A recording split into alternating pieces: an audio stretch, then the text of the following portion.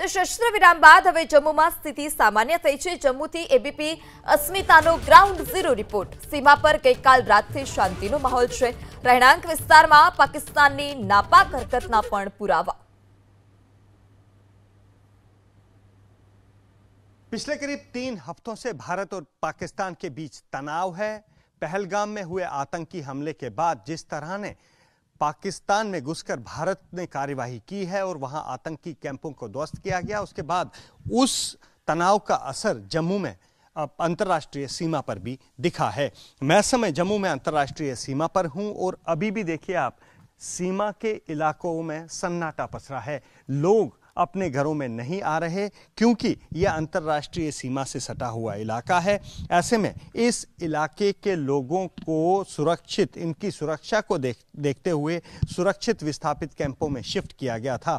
हालांकि रविवार और सोमवार की दरमियानी रात बड़े सुकून से, बड़े आराम से गुजरी। बॉर्डर पर शांति थी, बॉर्डर पर किसी तरीके की गोलाबारी नहीं हुई थी, लेकिन उसके बावजूद जो है लोग पाकिस्तान पर भरोसा करने को तैयार नहीं है।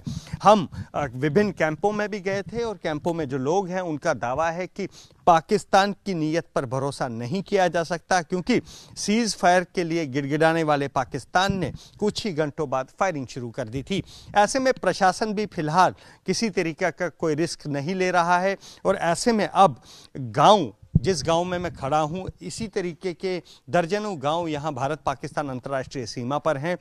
सभी लोगों की नज़रें और प्रशासन की नज़रें आज डीजीएमओ स्तर की बैठक पर टिकी हुई हैं। दरअसल इसी डीजीएमओ लेवल की बैठक के बाद ये फैसला लिया जाएगा कि क्या गांव में लोगों को वापस आने दिया जाए या नहीं, क्योंकि ये वो गांव है जहां लगातार शेलिंग हुई है, शेल गिरे हैं, मोर्टार शेल गिरे हैं और ऐसे में इन मोर्टार शेलों से इन घरों की क्या हालत हुई है आप देख सकते हैं।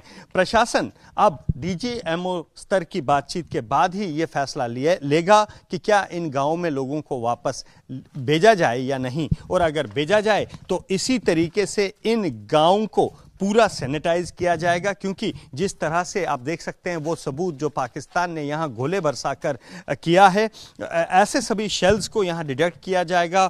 इन गांवों की पूरी सैनिटाइज किया जाएगा, इन पूरे गांव को, और उसके बाद अगर यहाँ कोई लाइव शेल पड़ा हुआ है तो उसे डिफ्यूज़ किया जाएगा।